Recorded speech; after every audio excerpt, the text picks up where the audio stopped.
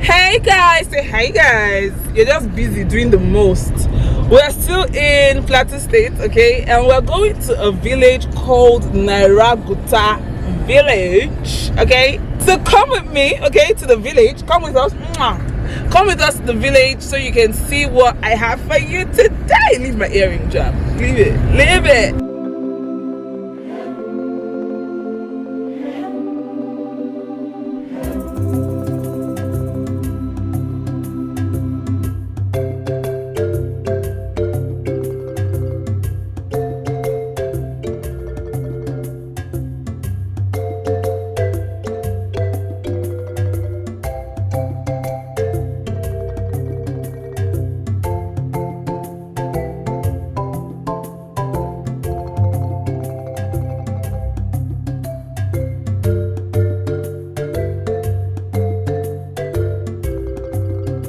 In Akwananku, Sanu, and I'm in a place called Naraguta Leather Works. You guys, this place is a place where they do everything leather. Initially, just tell you here, somebody, I'm going to find them doing tie and dye in large scale. And I got here, I've been asking, where do they do tie and dye?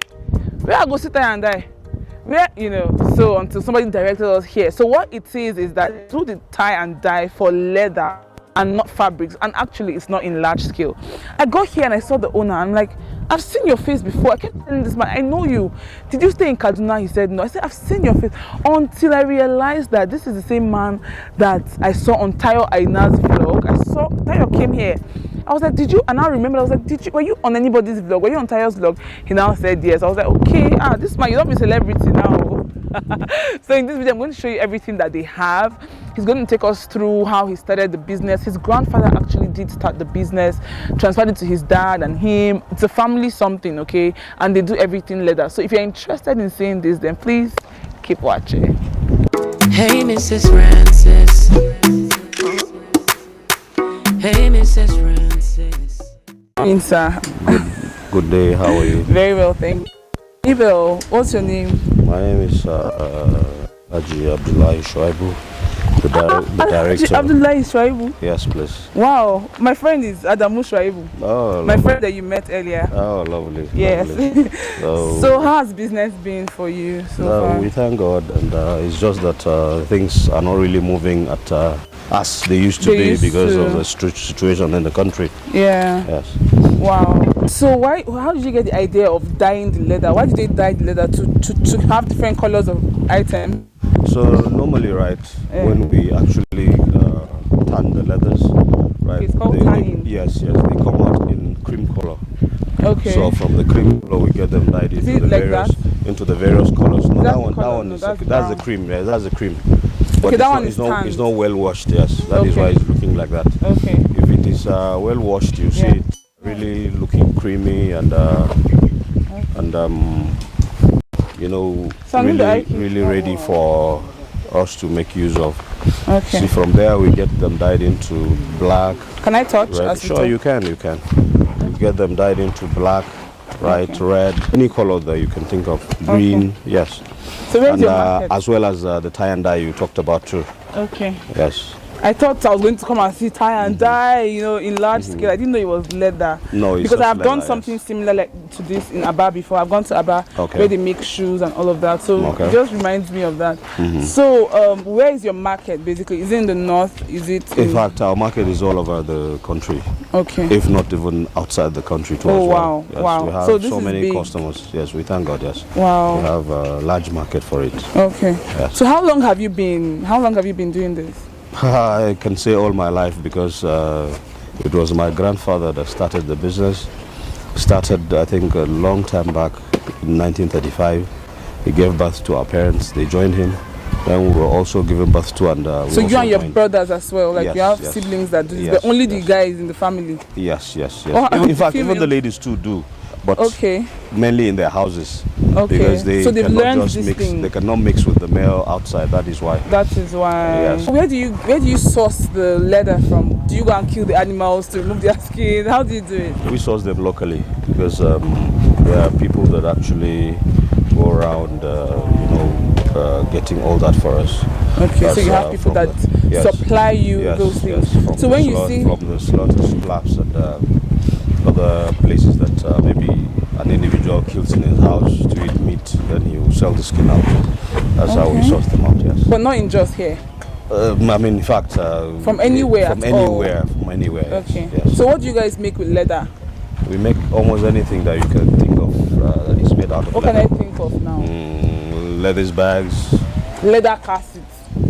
Of course, that's cow upholstery. Yes. You do that? Yes, we do. You do belts. We do belts, bags, wallets, leather jackets, leather skirts for ladies. Oh really? Sure. I need to buy skirts. Do you have anyone made already, or when At the moment, this is when you want, you place you have to and, order for it? we make it for you. Yes. Okay. So why do you think your grandfather started the business? Did he explain it? Did your father tell you why his dad started the business? That was just the passion he had because he had so many expatriates around him. You know, during during the Mongobax period, you know. Yeah. So there were so many around him. Yeah. So he Coupled with the missionaries that were, here in Jos. Wow. So I think that was what made him go into that. And then you guys grew up seeing your dad do it, and all of a Yes. sudden, from childhood, I'm sure you learned it. Sure. So it's not hard. So when you see any animals, you know this is the animal, right? Sure. With the experience I have. Wow. Yes. So how far money does it fetch you? Big money? Well, either big money or small money. All I know is that I'm living my life, and I thank God for that.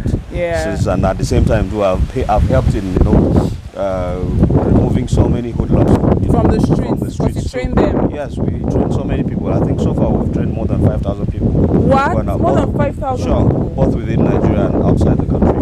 That's from our neighboring countries, Niger, Chad, Cameroon, even Burkina Faso. We came here and Does it cost so much to train? just a meager amount. In fact, before we don't even used to collect money. We only, tell people whosoever is interested will just come. At times, when our grandfather was even alive, he was even giving them accommodation. Wow. For them to stay with us. Wow, Yes, that's amazing. they stayed with us. Then, at a later time now, people are taking things for granted. And yes, if you don't pay think for that, knowledge, they won't value At it. times, they don't value it. Yes. That is why we now, make it mandatory that whosoever is coming to learn should at least pay some meager amount, just that will make him know that yes, he's here to learn something. Okay. Yes. Thank you so much. Nice to You're meet welcome. you, sir. You're welcome. So let me go around. Let me take you guys around.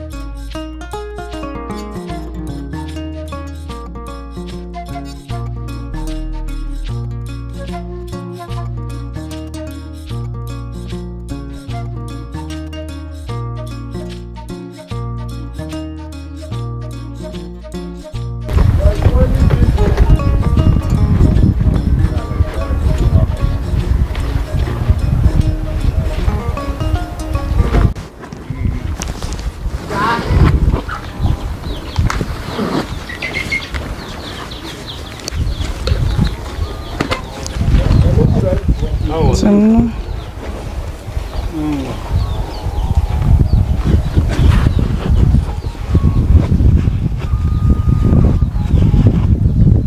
one thing about all these trips that I take, I'm so scared there are some ghouls there and they can really attack someone. One of the things I've realized is that people are doing a lot of things for themselves in this country. Since the government has apparently not been there for us, we look for ways to do things by ourselves, and I'm really impressed. We have done well for ourselves, we're doing well for ourselves. I just wish investors could come in, take over, and just make it easier for them so they can blow, because man, they're really working hard. I'm so impressed. I'm not even going to lie. I'm so glad I keep saying this.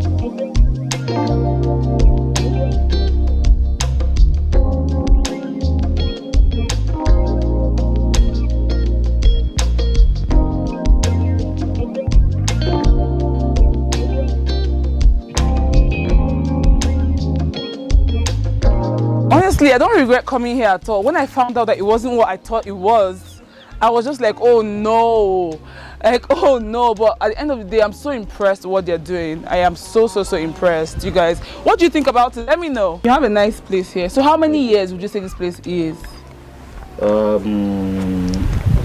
Actually, right, when it started, it wasn't this particular building. Okay. It was a different building. Okay, so how many years is the business itself? It started in 1935. 1935? By my grandfather. Wow.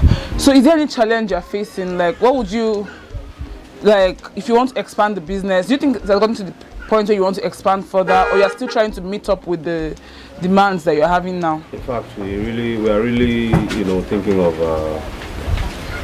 expanding. Expanding. Maybe importing, machineries that will aid us in production, starting from a tannery to the finished product. Okay. Good job. Thank you very much, sir. Thank you so much. I'm so happy that I came. You're welcome. So, do you advertise on Instagram or anywhere in case anybody wants to reach out to you? Maybe you give me your number so that I'm going to, link his number down. So in case you have any order whatsoever, you call him. He's all right. All right, sir. Thank you. Okay, sir. So this is the fresh animal skin. So they are brought like this. You can see the fur on them. So this is the first step.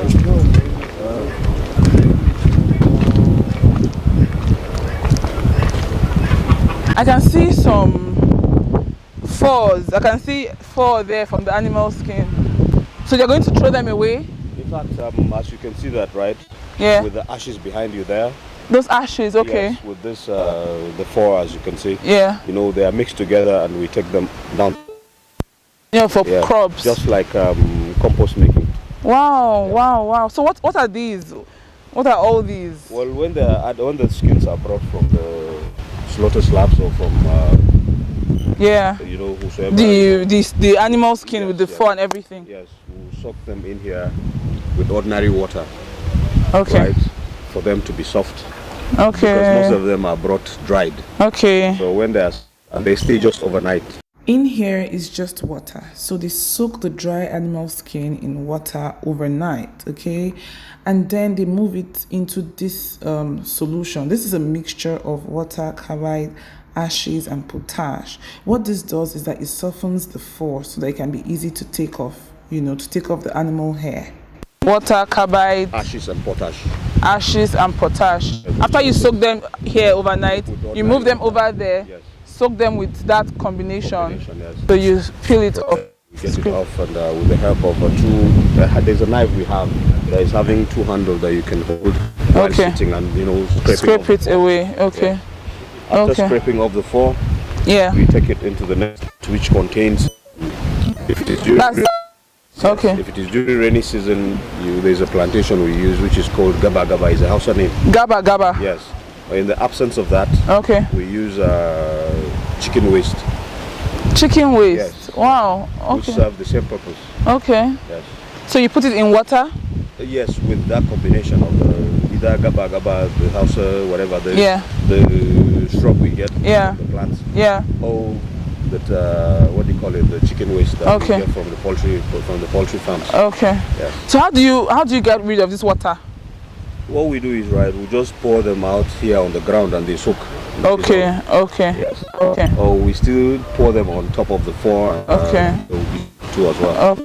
Nothing is a waste after Nothing all. is a waste here. Yeah. In here is the animal skin soaked in water and acacia. Acacia is a plant, it's a wild plant that does not grow just anywhere, okay? So they put it in water and they put this. What this does is that it helps reveal the skin, the flesh, okay? So when they skin these animals, sometimes the flesh might just come off with the skin, so it helps separate it. Acacia. Okay, this is the acacia. The Gabarua, yes. Where did they get it from? From trees. It looks like something that comes from a plant. They are wild plants, yes. in Okay. the bush. Okay. So somebody supplies it for you. It's not Yes, something that you can easily just find. Yes. Wow. So the acacia that they use, this is the plant. You know, it's a wild plant. They actually did not plant this. The seed germinated because they use the seeds. They use it here a lot. So it germinated and it's growing. That's good for them. So they don't have to, bother about getting it. That's good. They call it acacia. Okay. Okay. So which helps us in really seeing the leftover meat inside the skin. Okay. They sometimes yes, meat. after slaughtering, yes. After skinning rather. They leave some what do you call it? Some parts of pieces of meat on it. Yeah. Wow. Scraping. Then we into another combination of the same acacia with warm water. Wow. Out, remove them, put into a fresh or clean water for washing. After washing, we spread them out on the ropes for them. Yes. And they normally come out in cream color. So from cream color, we get them dyed into the various colors that you want. Yes. This thing, how did they dig it, or how did you create this? As you can see now, they molded it. They are molded, yes. Okay. Yeah, they were molded and okay. Depending on the size that is needed. Okay. Yes.